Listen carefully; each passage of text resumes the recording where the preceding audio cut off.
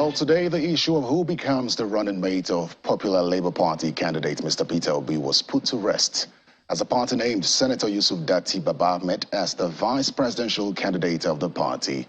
Mr. Obi has said that he was looking for a younger vice presidential candidate and believes has now found one in Senator Datti. Now, for those who may not know, Senator Datti is no stranger to Nigerian politics. He's been in politics since 2003. He's a man of many formers. He's a former member of the House of Representatives on the platform of the ANPP, a former senator on the platform of the CPC, former presidential aspirant of the PDP, a former PDP governorship aspirant for Kaduna State, and now the vice presidential candidate of the Labour Party. Here's my guest tonight, Senator Datti. Welcome to Politics Today. My pleasure to be here, sir. I think we should just begin from with a quick clarification.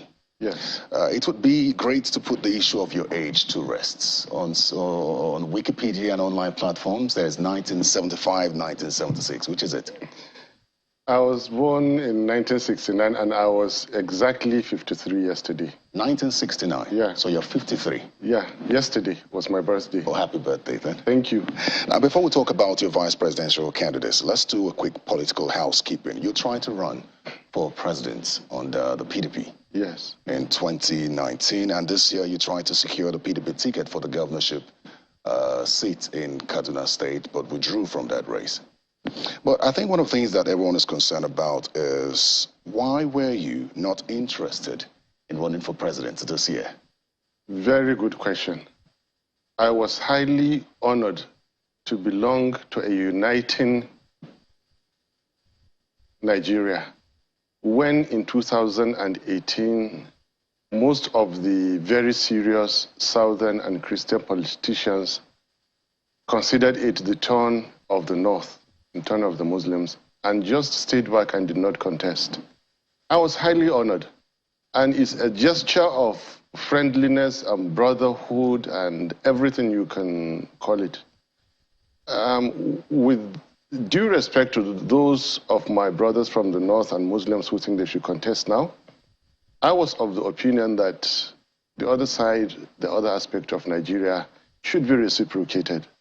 Nothing more than that. Did you walk away from the PDP when it turned out that it wasn't going to go to the South? How do you mean it's not going to go to the South? The PDP? No, it's not because it's not going to go to the South. When did you join the Labour Party? I walked away from, well, I withdrew from the governorship race of Kaduna State in PDP because God has not created me as one that will buy delegates' votes. And I made it categorically clear that I was not in search of a job. I was there to correct a very bad situation. When it became apparent that it was necessary to buy votes, I said, no, I just can't do this. It's not me. Respectfully, I withdrew from the race. And I told them that I was going to remain a party faithful and supporter. But then it became clear that they had become afraid of me and jittery, and that I had no future in that party. Because if I do not engage in buying delegates, if a government is installed by PDP and I play some key role in it, and then there won't be any corrupt ways. So there is no future for me in that. And I just won't change because Nigeria needs to change. And eventually, you know, I said, look, Nigeria is one of endless creation of God Almighty. Let God do with it as he wills. I sort of pulled back, and then I received a call. A very, very senior Nigerian says, Daddy, where are you? So I'm at your service. All right, come back. I came back and we talked and talked. 5 solid days of debates. When we decided, then I made PDP understand that, look, when I came into the party, I told you I came in for a purpose, to fix Nigeria in 2018. Nobody who buys delegates' votes will do anything good for Nigeria. And I didn't do that. I didn't fit in PDP, and I walked away. Labour Party invited me. I think I like Peter Obi. I like the principles behind LP because LP was waiting to be discovered by Nigerians. It took all the things to happen before we discovered Nigeria, before we discovered LP. Now, anybody who earns legitimate income in Nigeria is by default an LP member. If you go to work 9 to 5 or 5 to 9, if you engage in any form of legitimate business or trades, you are by default belonging to labor. We belong to Nigerians, Nigerians belong to us. Finally, after all this, we have come to where we think we should belong, Labour Party, and we're going to fix Nigeria. Do you feel like you've received the acceptance of the Labour Party or specifically the Peter Obi supporters? Because in recent times he's gathered some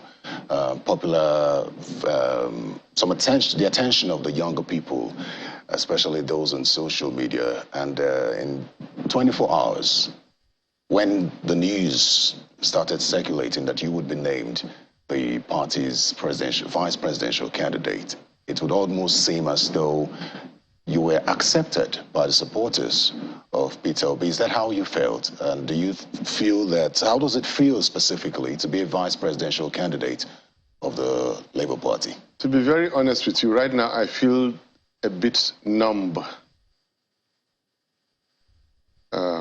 Am I happy? Am I excited? Definitely I'm not over the moon. You know, the kind of thing like pinch yourself, is this real? But let me quickly correct you. Peter Obi did not just gather some, I think he gathered phenomenal support, because 8 million new registrations from young Nigerians within this short period of time is phenomenal. It clearly shows a difference is going to be made. I think what's going to hit the powers that be, the misruling party, what's going to hit them is worse than what happened in 2015. LP is a train, not like the Abuja-Kaduna train. It will be very difficult to blow up this train because the whole of Nigeria is in it. There is no use throwing pebbles at an elephant walking. That is Peter Obi. The train is Labour Party and all that it carries. And what it carries is the interest of Nigerians. That's why Labour Party, we're blurring out, we're cleaning out those lines of demarcation in faith and ethnicity. We want to link the farmer in Sokoto and Borno to the farmers in Ogun, Oyo, and Rivers and Akwa Ibom by a common denominator, the naira that they spend. We want to link the businessmen all over the country by the insecurity that they faced. And we really, really want to increase education. When I am talking about education, I'm a realist. There is a pyramid that we would like to implement, and this is strictly my thesis. We don't need anybody, we did not say everybody, 200 million Nigerians must go into universities and obtain university degrees, no. The pyramid that we will work to establish from basic literacy, increase the number of Nigerians who can just communicate and have numeral literacy. So from basic literacy to awareness, that is another strata, to another one of enlightenment, another strata, and then to another level where we call it education, ONDs, BScs, HNDs, and just above that to another level where we call professionalism. Anything from PhD in any of the disciplines to where you have doctors, medical doctors that have specialized, engineers that have been certified, architects that have been certified, and those. We are interested particularly in the bottom two, because when you have basic literacy and civic awareness, you have already created a middle class. When you have a stable middle class, that you are now working as a government to see that everybody's salary take home will last them standard 30 days. You have a standard egalitarian society. You can move from any part of this country to any part of this country. If we achieve that, believe you me, this is enough for a lifetime. Senator Datti, I find that you're very interested in education, and it's a good thing. Well, let me ask you this. In this political era, it seems like an unprecedented chain of events going on. And it would seem that Nigerians are now very much alert and aware and would not be holding just the president to account for anything. So I ask you this as a vice presidential candidate, because you had talked about Peter Obi and what he brings to the table. So I ask you, what do you bring to the table as vice presidential candidate of the Labour Party? I will give you a different answer from the one I gave earlier today. But just bear it in mind. The system we have is presidential. The president and commander-in-chief is alpha and omega in the system. But in my own right, if you ask what I bring to you prudent procurement. The moment you eliminate inflated government contracts, which Peter Obi did in the 8 years he was governor. The moment you eliminate that, you have money to spend on improving working conditions. The moment you are able to attract more and retain most of your earned revenue, you are good to go. This is what I will bring, in addition to the pyramid I was speaking to you about. These two things, the pyramid of enlightenment above basic literacy, above basic awareness, over that education and professionalism, that pyramid, and then procurement system. What you see today, what they call Due Process Office, Bureau for Public Procurement, in 1999, I was behind it as a young man. I designed it. I wrote it, but as God will have it, never had the chance. When I was among about 1,000 members that would have been to the National Assembly, and I invite you to go and confirm the records, only I sponsored the bill against inflated government contracts. This has destroyed Nigeria in the last 60 years. We've had all sorts of calls against corruption. And then when it comes to doing the real thing, they just turn away because they're going to benefit from it. Governor Peter and Obi and I are not interested in benefiting, and all the people that will bring on board. We are telling you ab initio, we are not interested. We will not bring our relatives and cousins and nephews and all that to run government. We will not do that. Let Nigeria's money go to work for Nigerians. Peter Obi said he's allergic to money being spent wrongly. That's a very, very smart comment to make. And it summarizes what I end up writing books on, writing proposals on. Nigeria's money will not be wasted. Simple. All our money, what we save from a 10 billion naira project, will channel it through better working conditions, and that is what Labour does. Now, while you talk about your qualifications and the plans that the Obi-Datti ticket has for Nigerians, I'd like to ask you this question. Beyond the governance aspect of things, we've seen Peter Obi gain popularity among a certain number of Nigerians, and even you have said that it's about 8 million now.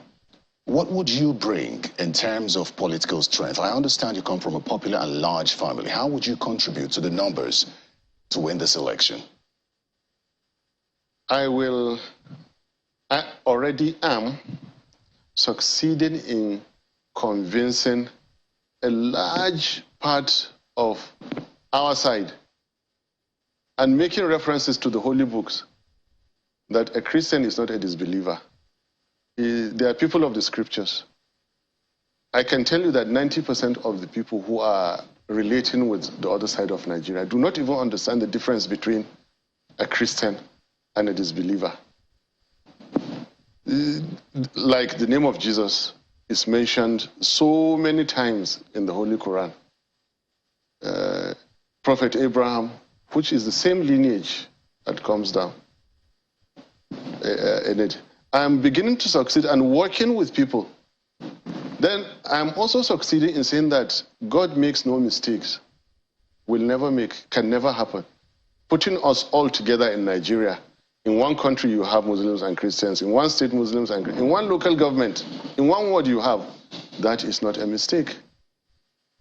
And I am succeeding in proving that, look, okay, look at the statistics. Think logically, what has happened to you in the last 8 years? Have you become more secured? Just answer it yourself. No. Who was in charge? And they can't answer, they keep quiet. Now, what is your interest? Is your interest to be secured and prosperous? Yes. All right, please let us find somebody who will do that for you, irrespective of his name. That is what his politics is about. You know the concern for then men. I am also succeeding in engendering generational change. I'm also succeeding in bringing people to think business in governance. I'm succeeding in people to see that, in fact, it is easier to make money. Since Nigerians love making money, we can show you and we can allow you how to make a lot more money as a private citizen. I am succeeding in showing that going the government way is not the way to become rich. Senator Datti, just 1 second. Let me ask you this question. You know, the way politics is run in Nigeria is a little different. We're hoping for a change, yes, but there are concerns that should you win, should the Labour Party win the presidential election, how would you govern, considering the fact that you would need the National Assembly and, to an extent, some governors to govern this country? Good. The Constitution is very clear. The moment President and Commander-in-Chief is sworn in, he remains in his own right and has very clear-cut relationship. Form your budget, send it to the National Assembly. If there's a law you want, if there's a law they want, they send it to you for assent. That is the basic. Now, we believe we're going to convert the better part of Nigeria. If not into the Labour Party, we'll convert them into the Labour way. Because if in the first 3 months, Nigerians feel they can travel all over Nigeria in relative safety, if in the first 3 months we don't see the Naira slide, if in the first 3 months no community is attacked by another, if in the first 3 months I, for example, succeed in, for example, every Sunday when I see in Kaduna and even here in Abuja, when Christians are in church, that you have to block the road because they don't feel safe, now you feel safe. You don't need any extra security. Nobody is going to attack you. That is the freedom and liberty. If we succeed in the first 3 months, people see the trajectory we have taken. None of Peter Obi's relatives are in the villa calling the shots.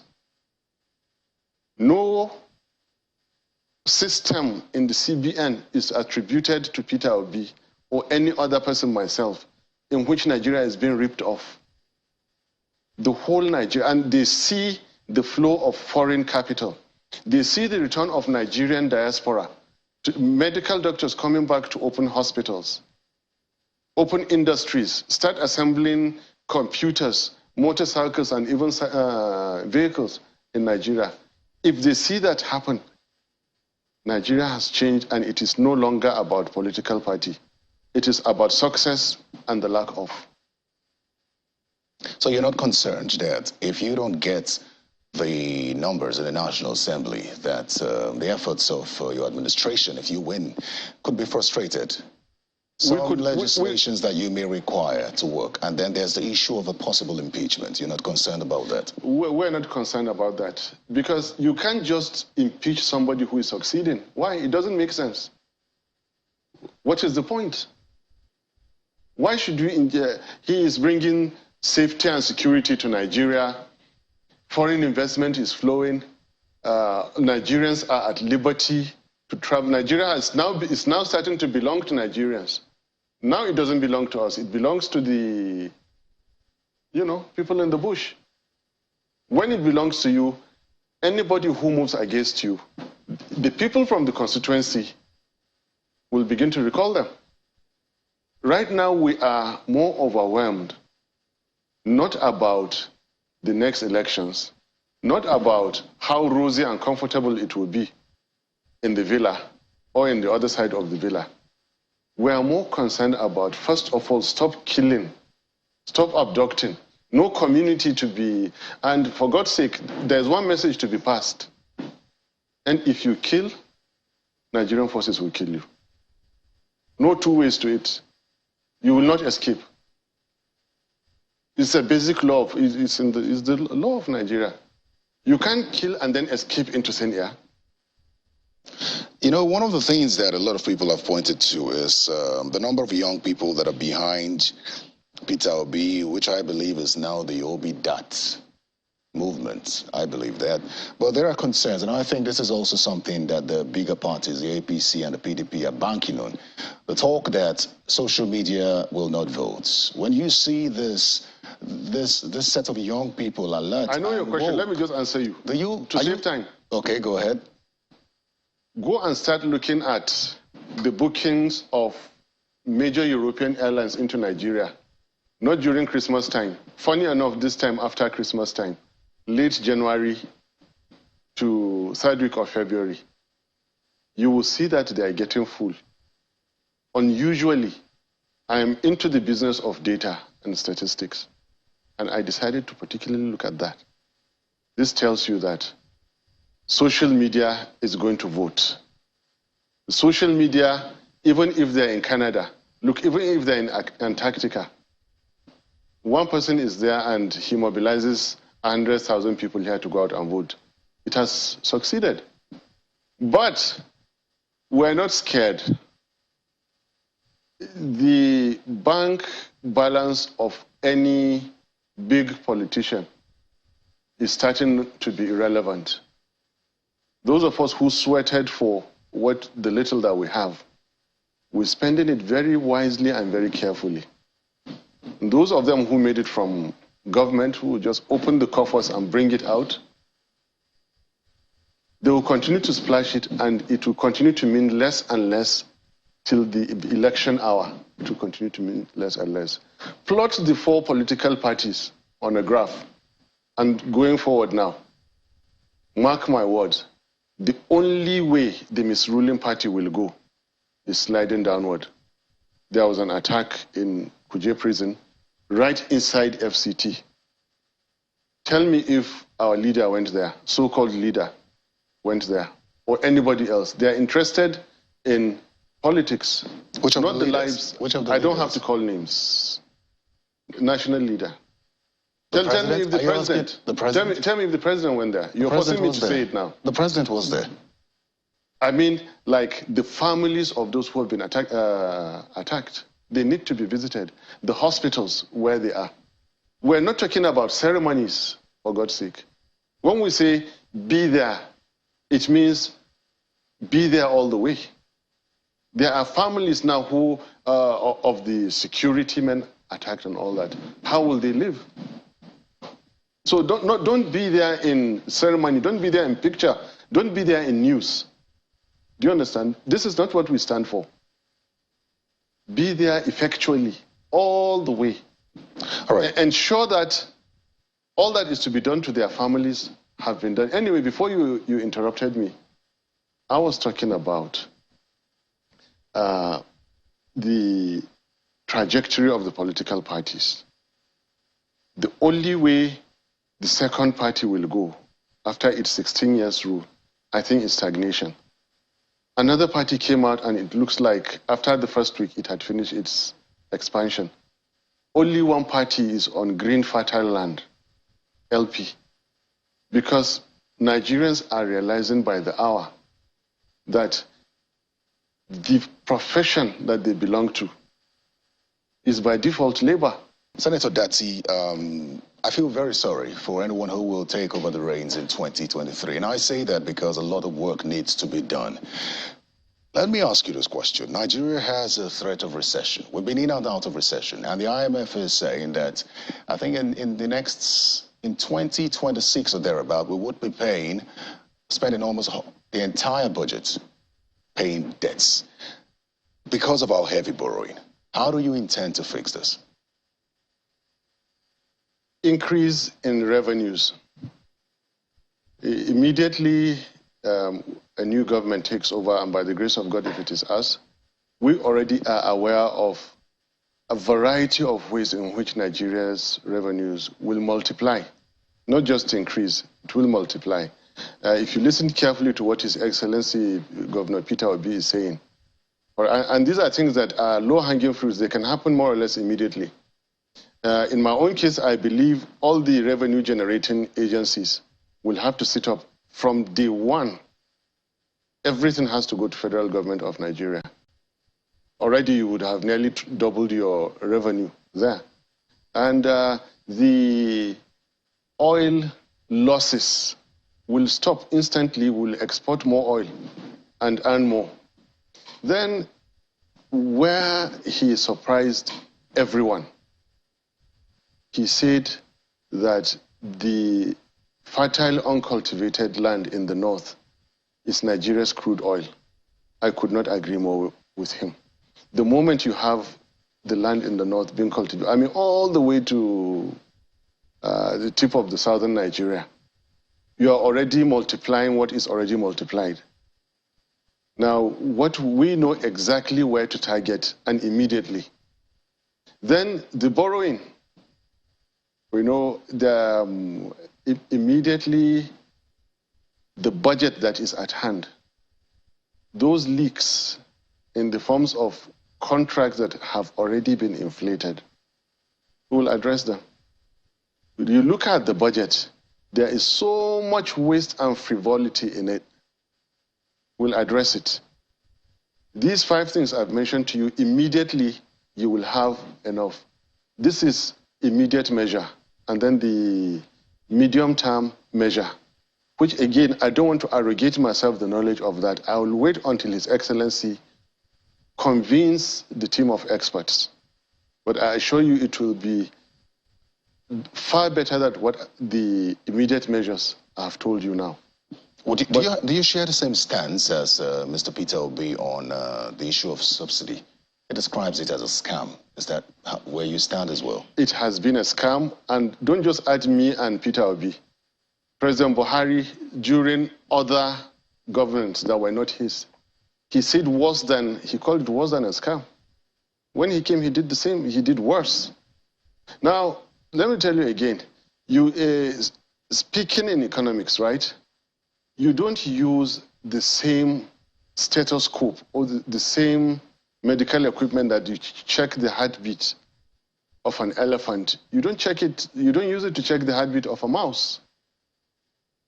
The recession they keep talking about, there is cyclical recession and there is linear recession. That's the one we belong. Ever since we were hit by economic problems in the late 80s, we have been facing what we call linear recession. When have we ever recovered? No. We've never recovered in the real sense. Our capita income has been falling consistently. Human Development Index has been falling consistently.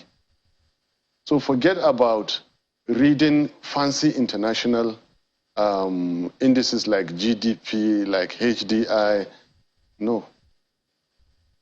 We know that our living standards are supposed to improve.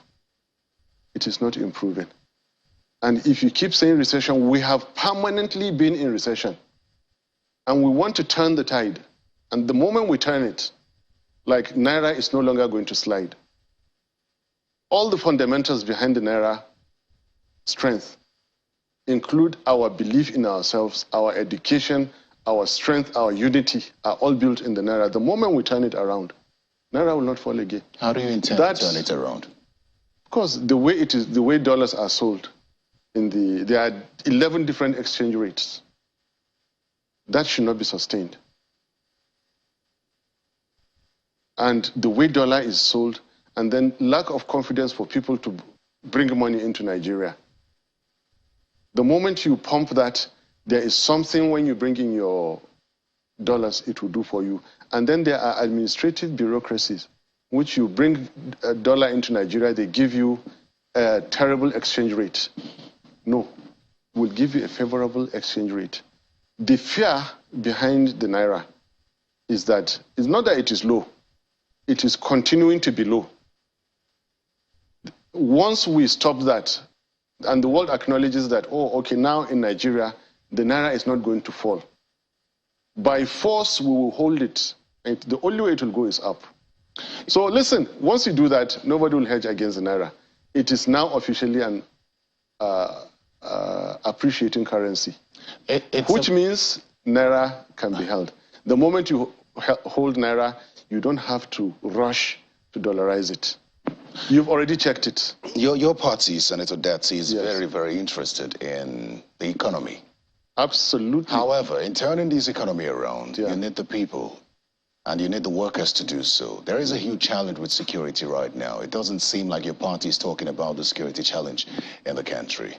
So what exactly is your party going to do about security, which in turn will have a direct impact on the economy, which you intend to improve? Please bear with us. Security, especially in the context of Nigeria, where you have terror, you have banditry, you have irredentity, you have secession and those, you need to be extremely, not just careful, but cautious. We are starting to know so many things that are rather unspeakable now. And if His Excellency Governor, His Excellency Peter Obi has not said it, I would dare not say it now. But I want you to bear it in mind that there are unspeakable things that have happened. I love Nigeria so much, sometimes I take risks. And I'll tell you, at least being a vice presidential aspirant in a contending, leading political party, I'm not reckless to tell you, to say this, because I love Nigeria too much. Without Nigeria, we are nothing. Look, it so happened that I think in 2013, federal government of Nigeria invited a certain group into dialogue. That group nominated a highly placed Nigerian to represent them. No name called. Now, it took that individual about 3 days to repudiate. And then just over a year later, the same group attempted the life of that individual. Look at that very well. Here comes a group who promised the entire world that they will bring security to Nigeria. There were a few bombings that were deadly in Abuja, but the moment they relocated to Abuja, the bombings stopped. Hey, what's going on? They used to travel Abuja, Kaduna frequently every day. The moment they bought private jets and stopped flying and traveling Kaduna, Abuja, it became one of the most insecure routes. Senator Datti, our time is almost... Now, no, just a second. Now you see, no, just a second. Our time is also almost up, but I find that the Labour Party is shying away from talking about how it will address security. No, we're not The other parties are speaking on how they will tackle security. Listen. The reason why we're not saying too much is because we know too much. Whoever knows too little is talking too much now. I had to pray in my heart before telling you what I just told you, just for the love of Nigeria. If you know what we're starting to know now, you will not talk too much. You'll just wait until you get there, and then you will deal with those who brought insecurity into Nigeria. Security is not the kind of thing you go about politicizing. We're not playing politics with security. For the sake of security, I'm ready to ally and partner with more than the Labour Party. But right now, I mean, why should I ever believe or even listen to APC talking about how they will secure Nigeria when after 8 years and $90 billion borrowed and spent, Kuje prison is, destroyed to remove. They don't know what they're talking about. Or they think Nigerians don't know what they're doing. Senator Datti, I'd like to thank you for coming to speak with us on politics today, and wish you well. And your party. Thank you very much.